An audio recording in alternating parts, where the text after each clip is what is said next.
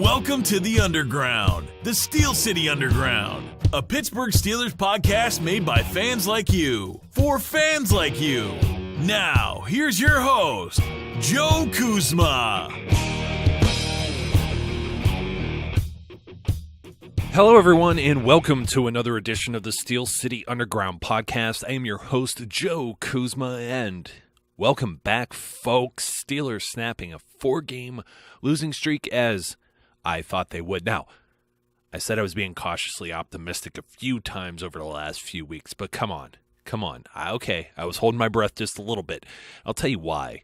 I was in Cleveland. I was at First Energy Stadium on Sunday, and I've been in the building before when the Steelers have laid an egg against the Cleveland Browns in the city of Cleveland. Does not happen very often. One time, of course, with Charlie Batch, 7, 8, 9 turnovers, whatever that disgusting game was. And then, of course, there's the game I can only remember for the only Steelers touchdown by Lance Moore, a player who complained about his playing time after being hurt for the better part of that season. He finds the end zone and then celebrates when they just got plastered in that game. But I also remember some good ones. I was talking with some of the Browns fans tailgating and at the game, and believe it or not, even for being now 0-11, they're in good spirits. They're always a fun group, and they support their team no matter what. Although the stadium was a little more barren than usual, cold weather, crazy wind, just that whole Lake Erie thing. It's like, geez, I thought at least with the game being in November, albeit right before Thanksgiving, we've had good weather in this portion of the country, the Midwest and whatnot, up through and even into December. Sometimes we haven't even had a white Christmas. But when you get around that New Year's, that Christmas and New Year's time, you don't want to be anywhere near Lake Erie. Trust me, that lake effect, the snow, the cold. But man, the wind was whipping. You should have saw the waves going. Kind of had that feeling that the Steelers and Ben Roethlisberger wouldn't be throwing the ball a whole lot. But even though Le'Veon Bell had a huge game, 146 yards rushing, and he had a touchdown in that one touchdown. Jeez, we're going to get to that here in a second. But Ben actually threw the ball 36 times.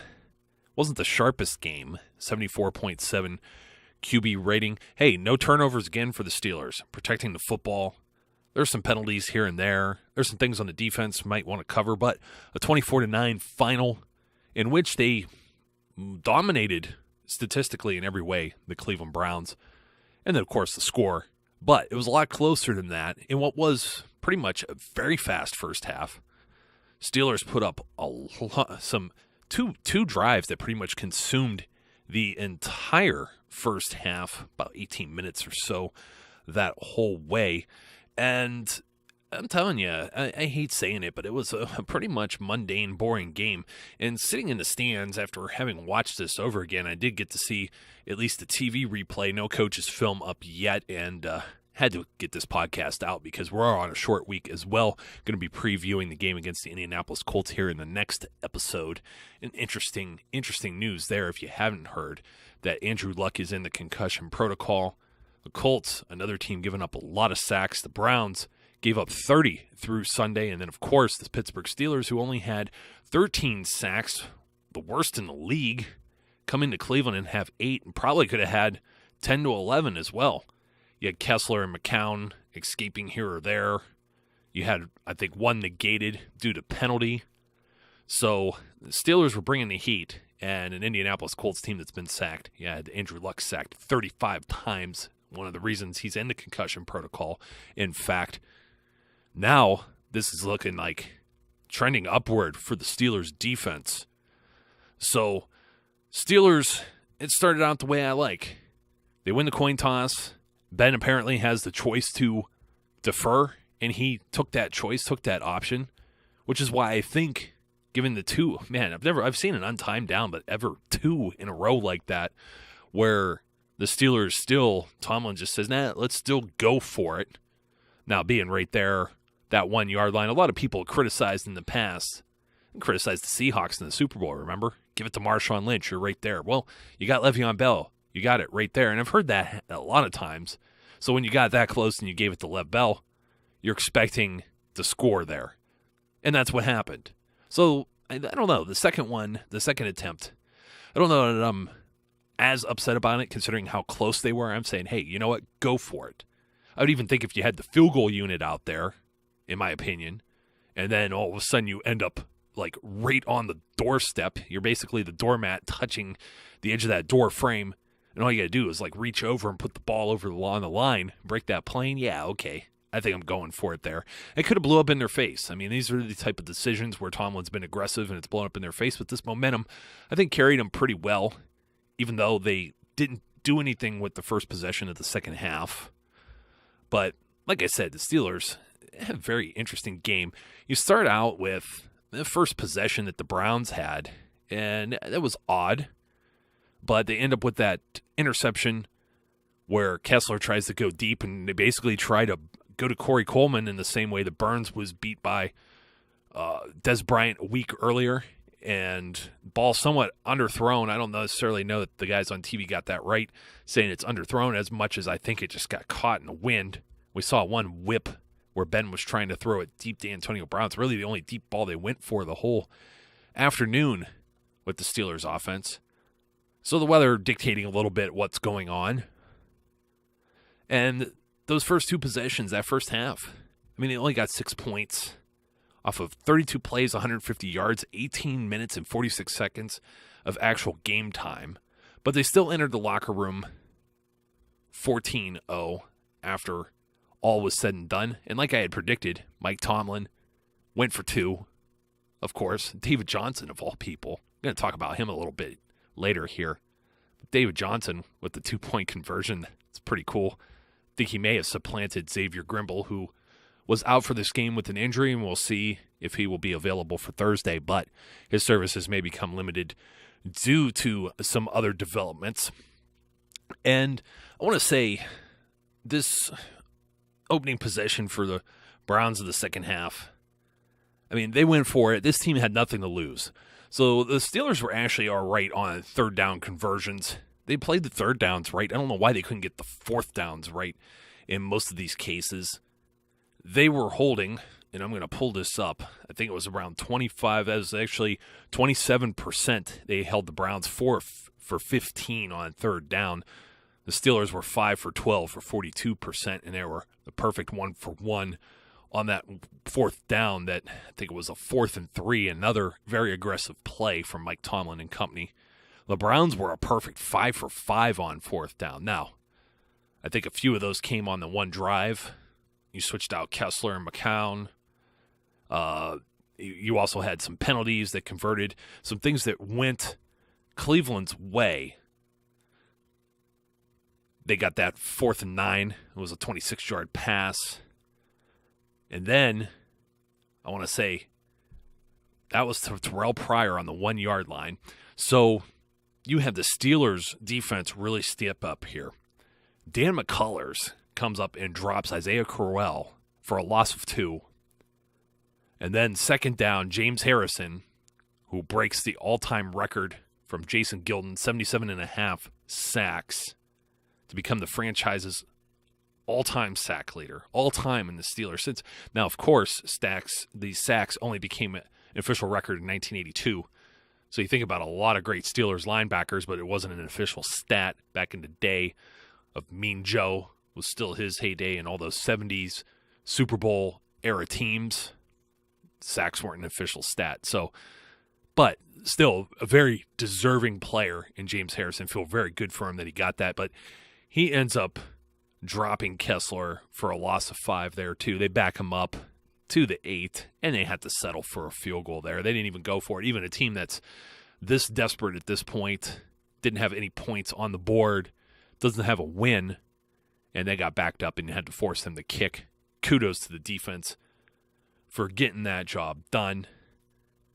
And then another scoring play here for the Browns. So Steelers end up kicking a field goal, unable to once again get in the end zone. And you have a 1st and 10 from the Cleveland 25-yard line.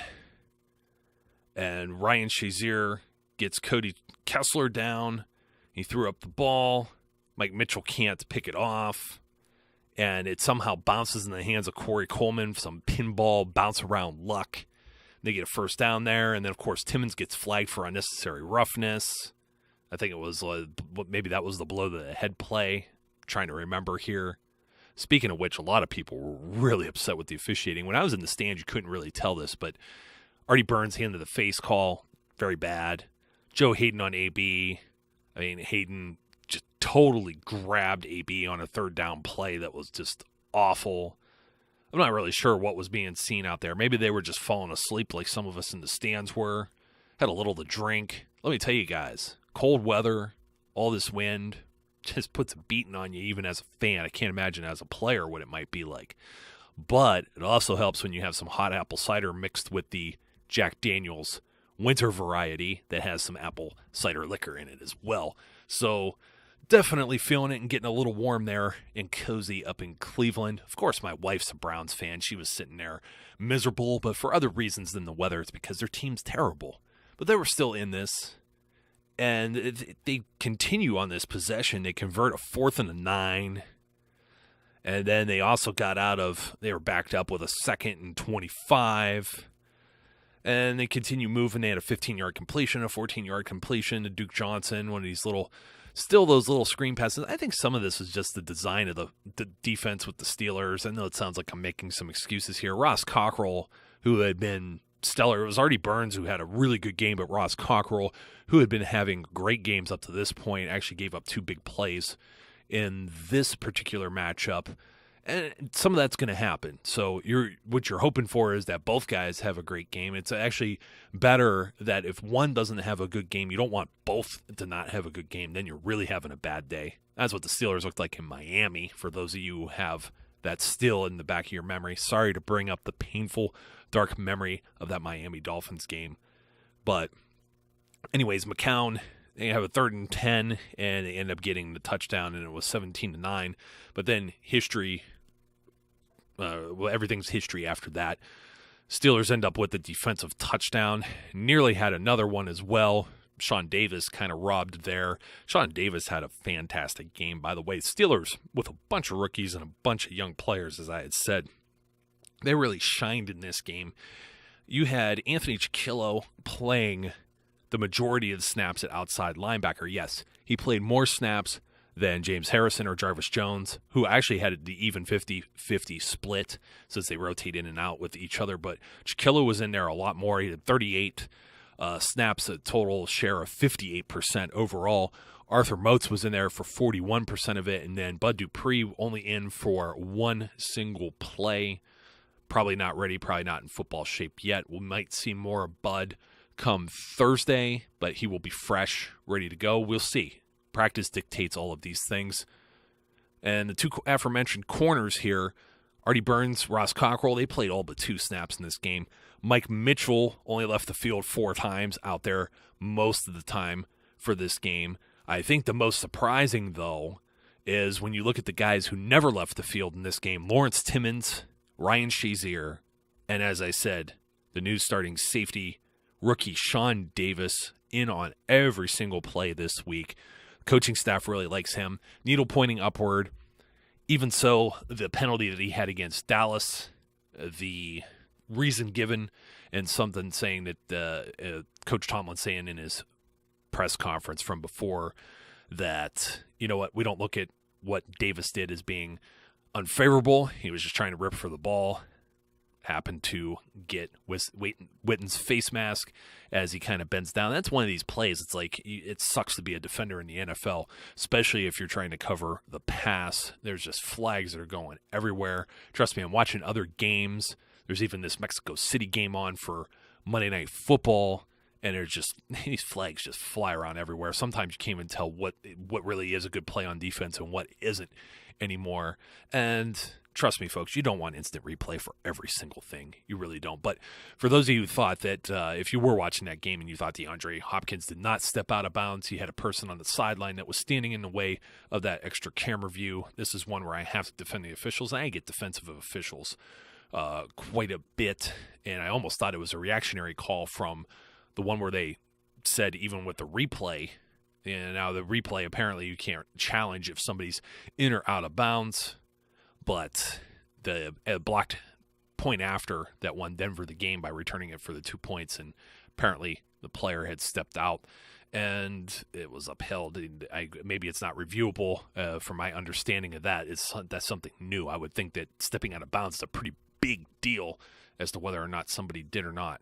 So you actually saw Lamar Miller step out of bounds too. But talking too much about this Monday Night Football game, the officials in general, they blew several calls, and it's almost like they were feeling bad for Cleveland. I don't know if they're just falling asleep, the cold, etc. Everyone's human out there. I get sometimes. I just don't understand how you can't see a jersey pull when the shirt is like pulled from behind and you could see all of the white of AB's jersey below the 84, like actually pulled out almost like a wedgie. If you've ever seen like a cartoon or a clip art thing of that, kind of blows my mind that would happen. But back on the defense, Stephon Tuitt also played and logged a lot in this game. He was in on 51 of the team's 66 defensive plays. So as I had mentioned, Lawrence Timmons and Ryan Shazier, the inside linebackers, never came off the field. And boy, did both of those guys have an outstanding game. I mean, Shazier is just a game changer. Huge when you have him out there. The guy is just a star in the making.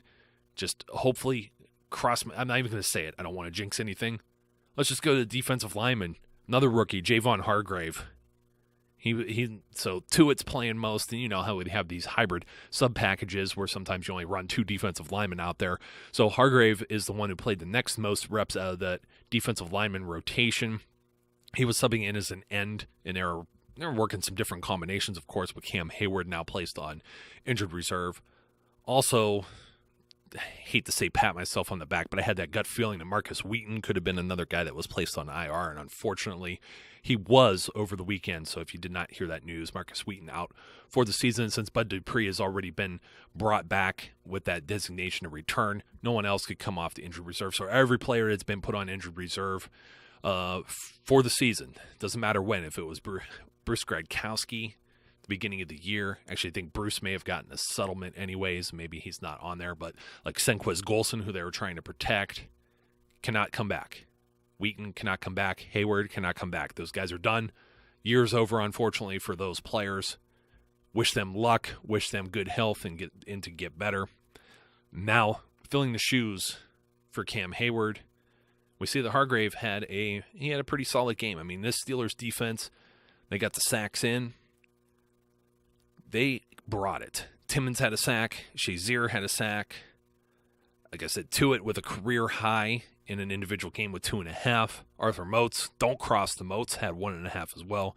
Hargrave with 1 and James Harrison with 1. Hargrave got a hit on the quarterback 2. Timmons got 3. Shazier got 2. Tuitt had 4 hits on the quarterback.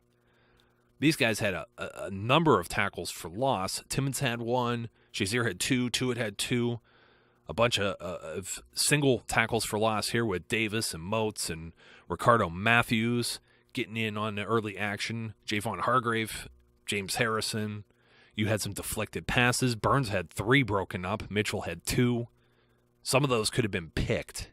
So Burns, actually, with his second interception this season, most by a Steelers rookie since Chad Scott, who was the last first-round corner that the Steelers drafted all the way back in 1997. Cockrell actually had 3 breakups as well. You had a forced fumble, and Hargrave getting that one in the end zone at the end after Shazier strips it. That just looked like a silly play. Watching that replay is just like, wow, Shazier, he looks like something out of a video game. He really does. Very good play by the Steelers defense. These defensive linemen, you got the snap counts. We're looking at who may be replacing Cam Hayward here. Latarius Walton, LT Walton, remember him? 6th-round pick a couple years ago. Second-year player. Played 22 snaps. 33% share. Ricardo Matthews, 30% of the plays. Big Dan McCullers with 24. Find it very surprising, though. LT Walton, a second-year player who had been inactive largely through most of this season, gets a lot of playing time on the defense. And he got in on some action too. So looking at the offense, though, and we talked about some of these records that Antonio Brown, they just keep making up more for him. He's the second Steeler in team history with 600 receptions. He set an NFL record for the fewest games to reach those 600. He beat Anquan Bolden's 98-game record by 2 games with 96. He's also the third Steeler with at least 8,000 yards receiving. He's moving up the charts beyond Heath Miller, looking to catch Hines Ward now. Ben Roethlisberger has 20 wins versus the Cleveland Browns. He joins 4 other quarterbacks, all big names here: Dan Marino, Brett Favre, John Elway, and Tom Brady. The only quarterbacks with 20 wins versus one individual team. That's insane when you even think about it. He's won 20 times. Actually, Ben Roethlisberger has won more games in First Energy Stadium than any Cleveland Browns quarterback. That is, at least from the modern era. I mean, they built the stadium in, 99? Well, he has more wins than anybody who's been there. I think the closest was like maybe Derek Anderson. So, this is the third fewest total yards allowed in a first half of a game. The Browns only with 50 total yards of offense. That's the third fewest since Mike Tomlin has been a head coach of the Pittsburgh Steelers. Just to give you some perspective of that, remember how bad the Steelers flopped in Philadelphia?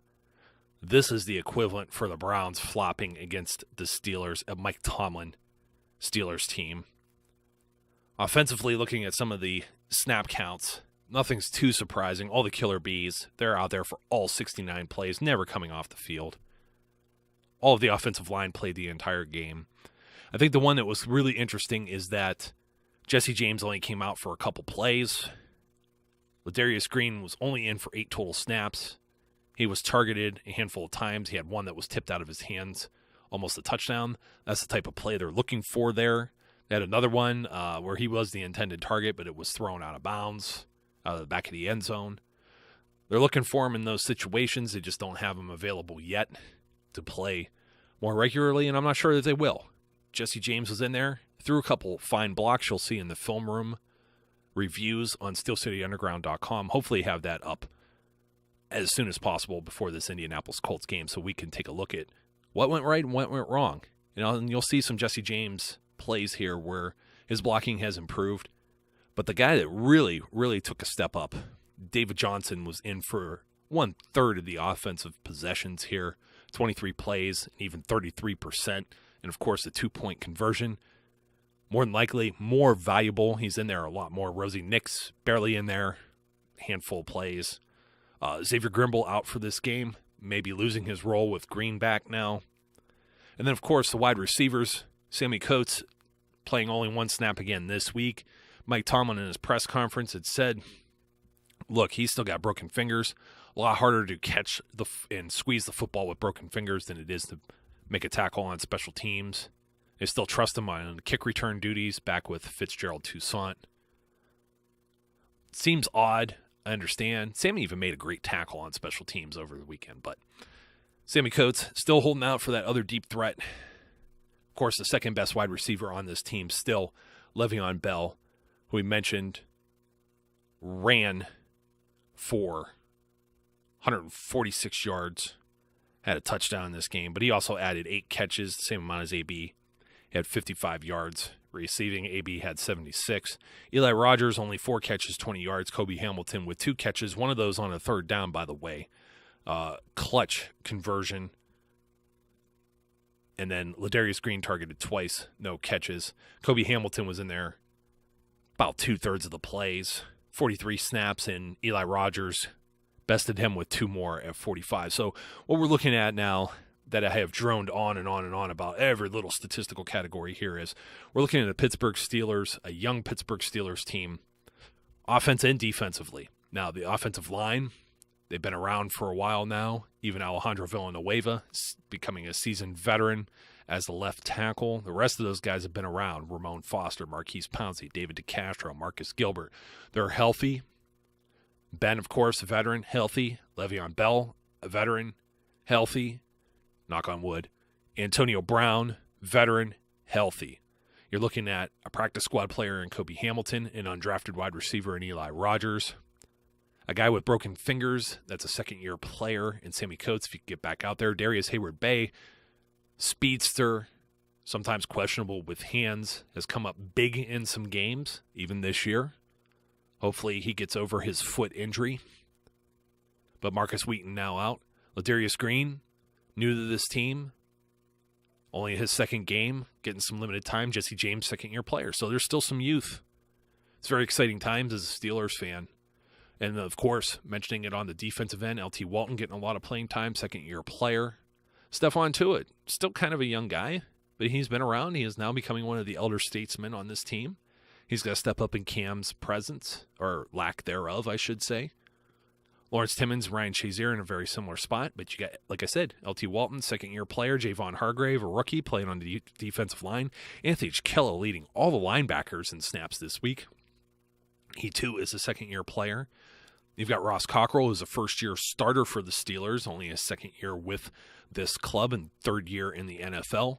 And on the opposite side, rookie Artie Burns. You do have a veteran in Will Gay. You have a veteran in Mike Mitchell. And then the complete rookie in Sean Davis. And even therefore, Rob Golden, who really was the sacrificial lamb here, got like 4 or 5 snaps in this game. I'd have to pull up the numbers. I don't have them in front of me. I don't feel like droning on them anymore. But Robert Golden did not play on the defensive side of the ball much. And even then, largely a special teams player, a special teams captain, was never out there all the time for defense, was not a full-time starter. So still in that regard, some youth or inexperience as far as playing that position in regular season games and those game situations. We're going to see his defense turn around. The Mike Tomlin teams always tend to turn this ship around and do better. November, December, it's Tomlin time. Folks, it's going to be turkey time. Thanksgiving night, prime time, Pittsburgh Steelers, Indianapolis Colts in Indianapolis. Not going to have to deal with any high winds or weather. Going to be playing in a dome. That's right, Terry. It's indoors. So, little inside joke there for a friend. But, like I said, Andrew Luck been getting hit by a piñata. Short turnaround time. We saw this happen with AB even in the playoffs. Everybody handles concussions differently, so we're going to see what happens. It might be Scott Tolzien starting for the Colts. That might be good news for the Steelers. Hopefully, we shall see. Because they definitely have there's some matchups. There could be some matchup issues, but we're going to talk about that again in the next episode. One last thing I want to leave you off with. Former Ohio State Buckeye, former Pittsburgh Steeler, safety, Will Allen. This is not the guy you're reading about on ESPN with the Ponzi scheme and selling and giving people like fake loans and everything like that. That's a different Will Allen, so they used his picture on the article.